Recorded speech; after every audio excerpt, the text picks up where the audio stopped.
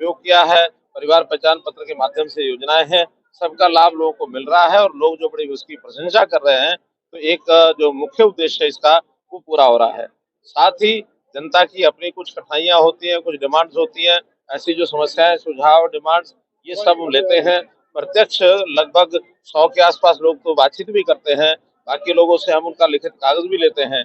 जनसंवाद पोर्टल के माध्यम से इन समस्याओं का हल कराएंगे। यहाँ की डिमांड्स भी जो है उसकी फिजिबिलिटी आदि चेक करा करके महीने के अंदर अंदर वो सारी योजनाएं सब घोषित कर दी जाएंगी जो यहाँ के डिमांड्स को पूरा करेंगे। 12,000 रुपए घोषणा की है और जो लोगों की पेंशन उसको लेकर आप बहुत बड़ी एक पिछले दिनों में शिकायत हमें मिली थी कि जो इनकम 1,80,000 रुपया साल के क्राइटेरिया का पैरामीटर एक हमने बनाया था कि जिसका वर्ष का डोमेस्टिक बिल 9,000 रुपया आएगा या 9,000 से ज्यादा होगा तो उनकी आय 1,80,000 से ज्यादा मान ली जाएगी।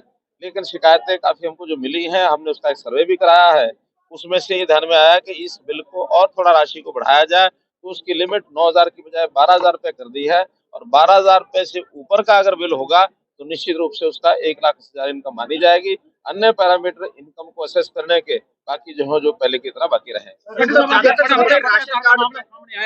अशोक अरोड़ा ने भी प्रेस कॉन्फ्रेंस करी है कड़ामी, जो कि सड़क बनी नहीं है लेकिन 1 करोड़ से ज्यादा का जो वहाँ पे टेंडर पास हो गया, बिल पास हो गया। ऐसी बात मेरे तक आई नहीं है और ये स्थानीय जो विषय होते हैं ये हमारे विधायक के लेवल पर, हमारे डिप्टी कमिश्नर के लेवल पर जो चीजें आती हैं उसका हम जांच कराते हैं। जांच करा के हरियाणा का जो गणित था मुख्यमंत्री ने खराब कर दिया और सिसोदिया है जो बीजेपी ने जेल में भेजा है तो वे दुष्यंत चौटाला जेल में जाएंगे, क्या कहेंगे?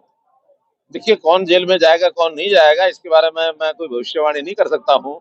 लेकिन जिन्होंने गलत काम किए हुए हैं उन सब गलत कामों का दंड सबको पहले भी मिला है, आगे भी मिलेगा। कोई भी आदमी गलत काम करेगा उसका संज्ञान सरकारें, चाहे केंद्र सरकार में हमारे मोदी सरकार लेती है, चाहे हम हरियाणा सरकार में लेते हैं। गलत काम करने का किसी को अधिकार नहीं है। हमने तो नीचे के लेवल पर भी अगर पंचायत स्तर पर, नगर पालिका स्तर पर, नगर निगम स्तर पर कोई गड़बड़ियां हुई हैं उसको भी जो उजागर हुए उसके खिलाफ एक्शन लिया है। जो कार्रवाई कहीं कोर्ट में चलती है या करप्शन हमारा एंटी करप्शन ब्यूरो में चलता है, हम किसी की लिहाज नहीं करते हैं, पारदर्शिता से सारा काम आगे करते हैं। राशन कट पर कवर कर रहा हूँ, 2 दिन की समस्याएं हैं, राशन लोगों कट गए हैं, पेंशन मुख्यमंत्री जी कुछ करेंगे, कुछ कैंपेन चलाएंगे? नहीं, मैंने बताया कि राशन कार्ड जिनके कटे हैं वो कटे नहीं है, वो हमने ही जिनकी इनकम 1,80 से ऊपर आंकी जाती है उनके राशन कार्ड काटते हैं, सबके अपने आप नहीं कटते हैं। अब जिनका मान लो इनकम टैक्स रिटर्न भरा हुआ है तो निश्चित रूप से 1,80 से ऊपर है।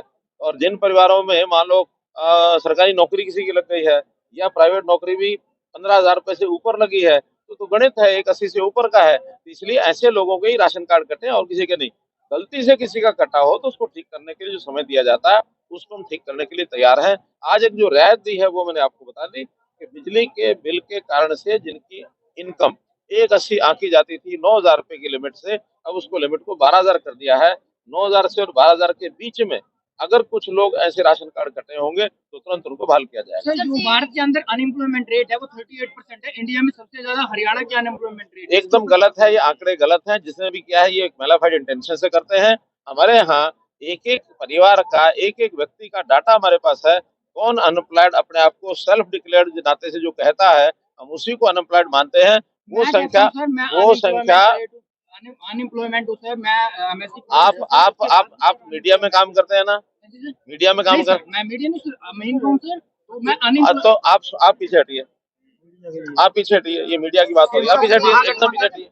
महागठबंधन इकट्ठा हो गया है 2024 के लिए, सिर्फ और सिर्फ मोदी को हराने के लिए, क्या कहेंगे? पूरे सभी, चाहे ममता बनर्जी इकट्ठी हो रही, केजरीवाल साहब इकट्ठे, तमाम लोग। देखिए, ये कोई पहली बार नहीं हो रहा है। जब भी किसी की ताकत बढ़ती है तो जो सामने लोग होते हैं, जो निराश हो चुके होते हैं, जिनको सत्ता से नजदीक दिखाई नहीं देती है, वो किसी एक को दूर करने के लिए आपस में इकट्ठे होते हैं। और जो इकट्ठे होते हैं ये उनके कमजोरी का एक प्रमाण होता है। तो कमजोर व्यक्ति सामने इकट्ठे होते हैं, ये आज नहीं, डेमोक्रेसी जब से शुरू तब से ही होती है, आगे भी होगी। इसका मतलब ये कि मोदी जी की ताकत ज्यादा है। मोदी जी को ताकत को वो हराने के लिए भले ही तैयार होंगे लेकिन मोदी जी हारने वाले नहीं है। मोदी जी की एक निश्चित पहले के बहुमत के बराबर से ऊपर ये सरकार आने वाली है, निश्चित आने वाली है।